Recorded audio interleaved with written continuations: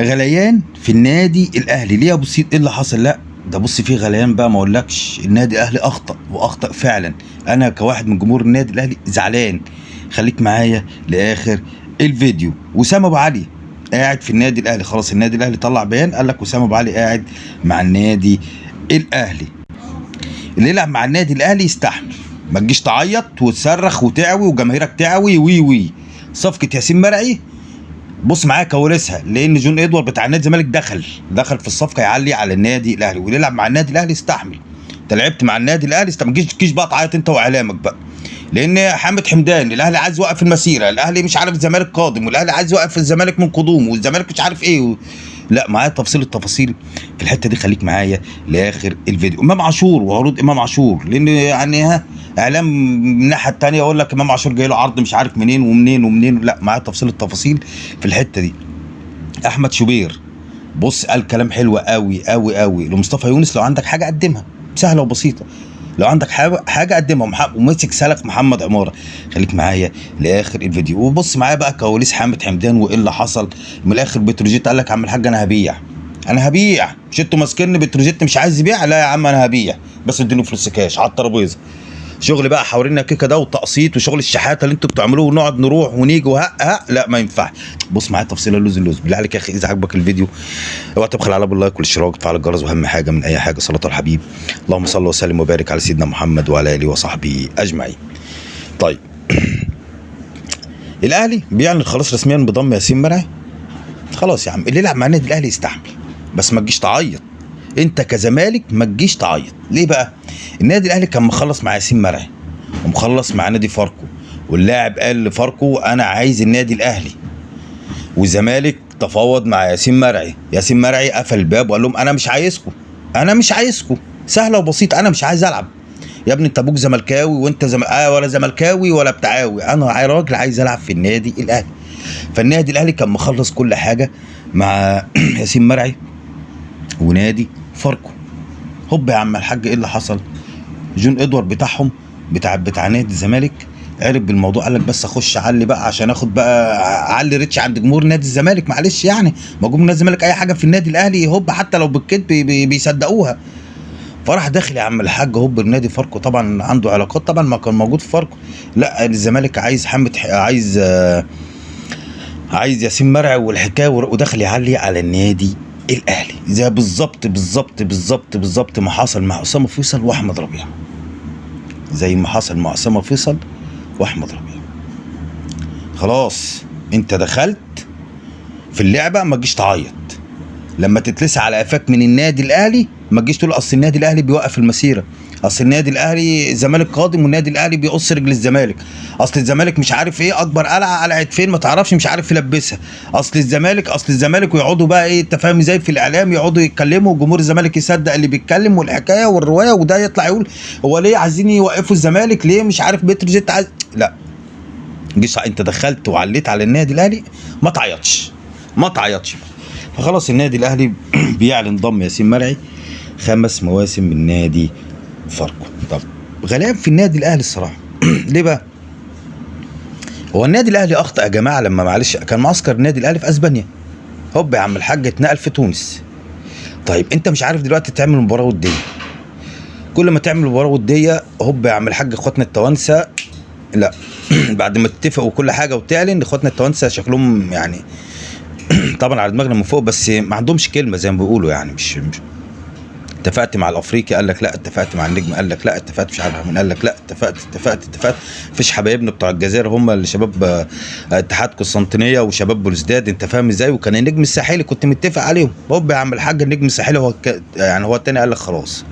طب ليه يا عم الحاج وايه الكواليس؟ هقولها لك والله بس ادي اللايك دلوقتي وتصلي على الحبيب الاول. طبعا النادي الاهلي يا عم الحاج قال لك خلاص ماشي انا ما عنديش مشكله العب المئويه بتاعت النجم الساحلي، بس هتلعبها فين يا عم الحاج؟ النادي الاهلي قال لك يا عم هلعبها في طبرقه ولا قرطبه. طبرقه جنب المعسكر بتاعي ومش هروح واسافر واجي والحكايه والروايه. لكن النجم الساحلي قال لك لا، لو هتيجي تلعبني في سوسه، تلعبني في سوسه، دي المئويه بتاعتي معلش بقى، دي المئويه بتاعتي.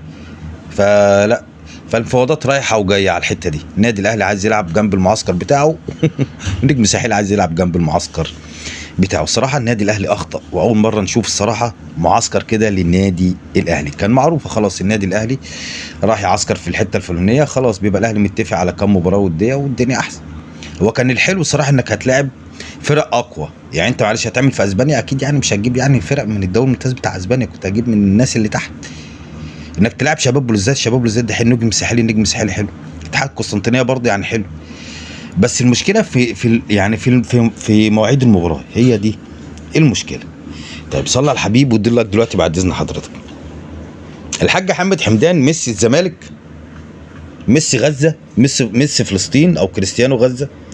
طب ايه الكواليس اللي حصلت يا ابو سيد؟ بقول لك يا سيدي جون ادوار قاعد مع مع بتوع بتروجيت 5 ساعات، 5 ساعات بيعملوا ايه ما تعرفش. دي لو واحده بتولد كانت ولدت وروحت مع اهلها على فكره. ولادها متعسره يا ابو سيد، حتى لو ولادها متعسره برضو كانت هتولد وتروح مع اهلها. طب ايه اللي حصل يا عم الحاج؟ بص يا سيدي، 5 ساعات عمالين يوق جون ادوار خد الشنطه بتاعته كده ويلا هوب يا عم الحاج وراح لايه؟ لبتروجيت، يعني متوسما يعني ها، يعني احنا هنروح بقى ها. وخدوا بالكم يا جماهير يا زمالك انا رايح اهو، ها انا رايح اهو، عشان بقى طلعوني بقى بطل الابطال واسطوره الاساطير، انا رايح اهو. وراح يا عم الحاج بتروجيت. ايه يا عم عايزين ان حامد حمدان يا بتوع بتروجيت السلام عليكم. وعليكم السلام، سلم عليهم، لا تاخد واجبك الاول والحكايه والروايه وهوب هوب يا عم الحاج. طب يلا نتكلم في الشغل، نتكلم في الشغل. طب احنا طالبين ايد حامد حمدان. والله احنا عنينا، احنا بنشتري الراجل. انت بتتكلم في ايه يا عم؟ خدوه انتوا ماشيين بس كاش لا مؤاخذه. ايه كاش؟ احنا محددين سعر حامد حمدان 40 مليون بس لا مؤاخذه معلش كاش. شغل التقسيط والشحاته ده ما عندناش. 40 مليون كاش. طب بص، طب لا هم 20 مليون واثنين لعيبه. قال لك يا عم الحاج خلي الاثنين لعيبه الكسر بتوعك دول خليهم على جنب. لا 40 مليون كاش. مش انتوا بتقول احنا مش عايزين نبيع؟ لا يا عم الحاج احنا هنبيع عشان تبقى ايه اللجان بتاعكم بقى والناس اللي بتقعد تتكلم دي تسكت شويه بقى.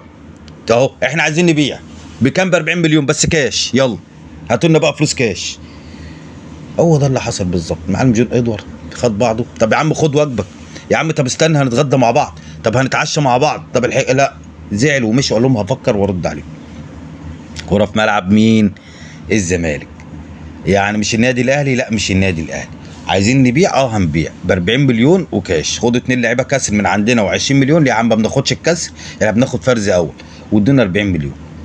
ادونا 40. هي دي الكواليس اللي حصلت بعجاله كده في صفقه حامد حمدان مع نادي الزمالك. لان اخواتنا الزملكاويه الصراحه يعني ما اقولكش، يعني عشان تعرف احنا عايشين مع الناس دي. يعني ماشي. طب الكابتن احمد شوبير الصراحه امبارح طلع اتكلم كلام لوز اللوز. قال له مصطفى يونس ما الواحد ما يستاهلش يقول كابتن الصراحه. الناس اللي زي دي ما يستاهلش. راجل فشل في التدريب، فشل في الاعلام، فشل في كل حاجه الصراحه. فبنمنوا فشلوا على النادي الاهلي، وازاي ما بيروحش النادي الاهلي، وازاي ما بيخشش النادي الاهلي، وازاي ما بيضربش في النادي الاهلي، وازاي النادي الاهلي سايبه كده، وازاي ما تقولش النادي الاهلي امه يعني ما تعرفش. طب الكابتن احمد شوبير طلع وقال لك يا عم الحاج لمصطفى يونس، يا حاج مصطفى لو عندك حاجه قدمها. انت عمال طالع بقالك يومين 3 ترمي التهم على النادي الاهلي وترمي التهم على الكابتن محمود الخطيب، وتشكك في ذمم النادي الاهلي وتشكك في ذمم الناس اللي شغاله في النادي الاهلي. وعندك حاجه روح للنائب العام وقدمها. بس مع العلم برضه احنا برضه هنقدم، معلش احنا كده احنا هنقدم. لو عندك حاجه اطلع على النائب العام وقدمها. لو مش عارف الطريق ابعت لك اوبر وتروح. ده الكابتن احمد شوبير. انا كجمهور من النادي الاهلي بقول للكابتن احمد شوبير انا معاك، لو عندك حاجه اطلع قدمها. لو عندك حاجه يا مصطفى يونس اطلع قدمها.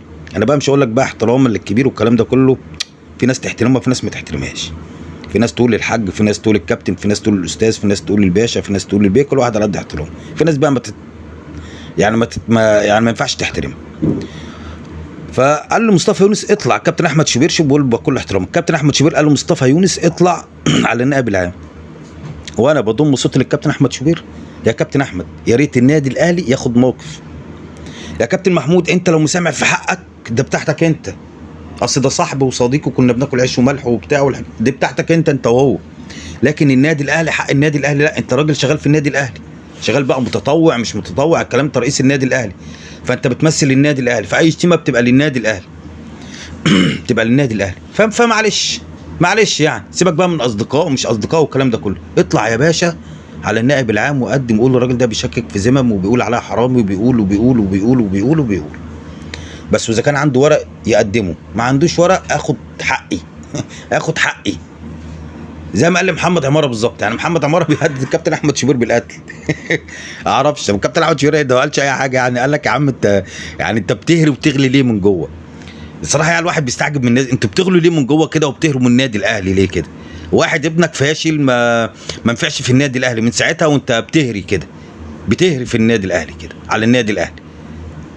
اصل النادي الاهلي عنده مشاكل جوه في فين يا عم؟ انت شفت المشاكل؟ ده لسه ما جمعوش اصلا. اصل وسام ابو علي مسك في المدرب، اصل امام عاشور مسك في محمد شناوي، ومحمد الشناوي راح ماسك هوب عم الحاج في تريزيجيه، وتريزيجيه سكت، لا قال لك ما انا امسك انا كمان في زيزو. حاجات يعني تسمعها تضحك على الناس دي، وتقول الناس دي اصلا قاعده على المصاطب دي بتقول كده ليه؟ ما هو مصاطب. وطبعا بقى ايه اصحاب القنوات فرحانين، الحاجات دي بتعلي بقى، ما انت هتنزلها بقى على اليوتيوب ولا حاجه تلاقي الريتش عالي وده بيشتم ويشتم ويشتم، وده بقى يا باشا بيزود بقى، ده بيزود. فالكابتن احمد شوبير قال لك يا عم اللي عنده حاجه يروح يقدمها للنائب العام. طب النادي الاهلي خلاص قفل لك بقى حته وسام ابو علي، خلاص قال لك وسام ابو علي مستمر، ونزل بيان وقال لك على العروض اللي جت لوسام ابو علي، وقال لك ان اللاعب كان على درايه كامله من اللي بيحصل والعروض. قال لك الوصل الاماراتي كان العرض من 2.5 ل 6 مليون دولار زائد 20% من البيع، وقال لك ان في عرض من امريكا ب 4 مليون الى 5.25 مليون دولار زائد 750 الف دولار مزايا زائد 10% من اعاده البيع.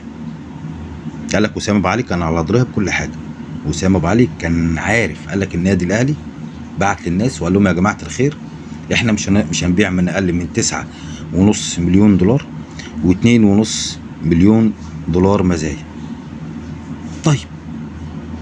طب يعني الريان القطري النادي الاهلي ما جابش سيرته ليه؟ عشان الريان القطري النادي الاهلي بعت له قال له ردك ايه؟ الريان القطري ما ردش، فالنادي الاهلي قال لك خلاص يا عم الحاج مع الف سلامه مش عايزين حاجه. طيب امام عاشور والاخدود، النادي الاهلي وصل له خطاب خلاص، قال لك النادي الاهلي وصل له خطاب من الاخدود بيستفسر فيه هل النادي الاهلي ممكن يبيع امام عاشور؟ فالنادي الاهلي قال له يا عم الحاج ارمي بياضك ارمي بياضك. طيب جمهور النادي الاهلي زعلان، وانا الصراحه اول ما كده زعلت، بس لما فهمت المعلومه وعرفت المعلومه من داخل النادي الاهلي هفهمها لك واقولها لك. لان انا كنت زعلان قلت ايه ده، هو بقى هتمشي امام عاشور؟ هو كل لاعب هيجي له بقى عرض حلو تمشي امام عاشور؟ طب ايه اللي حصل يا ابو سيد لما استعلمت واستفسرت من داخل النادي الاهلي؟ قال لك يا عم الحاج خد بس اصبر انا عايز اجدد مع امام عاشور، صح؟ طيب الاعلام الاصفر او الابيض او عمال يرمي اصل النصر السعودي بعت لامام عاشور، اصل الهلال السعودي بعت لامام عاشور، اصل مش عارف مين بعت لامام عاشور. لا يا عم الحاج الاخدود هو اللي بعت وبستفسر. هتيجي تقول لي دلوقتي اصل الوقت لو انا رفضت اقول لك هيجي الوكيل بتاع امام عاشور يقول لك شفت بقى اهو الاخدود كان هيدفع يا عم الحاج كام؟ كان هيدفع 9 مليون ولا 10 مليون ولا 20 مليون دولار والنادي الاهلي ما وافقش.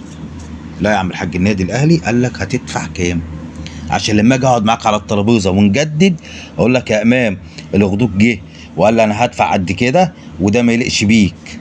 يعني ينفع يا امام ابيعك ب 2-3 مليون دولار؟ ده انا شريك ب3، انت دلوقتي تألقت، ينفع ابيعك ب 3 مليون دولار؟ لا ما ينفعش. طب جدد لي بقى يا حبيبي عشان لما نيجي نقعد نتفاوض والوكيل بتاعك ما يقعدش يتكلم في حاجات مش موجوده، او الاعلام التاني الاعلام الحاقد على النادي الاهلي يتكلم في حاجات اصلا مش موجوده. فهمتني ولا ما فهمتش يا حاج امام؟ فالاخدود بعت للنادي الاهلي هتبيعوا امام عاشور؟ والله نبيع. طب ارمي بياضك بكام؟ لسه النادي الاهلي مستني هيشوف بكام. والله بها طب ماشي، مش بها طب خلاص تعالى يا عم امام بقى الحكايه واحده. اصل الاهلي عارف. طب والنصر السعودي يا ابو السيد؟ النصر السعودي مين يا عم؟ الناس دي بتوع مصاطب، الناس دي بتوع مصاطب بس كده.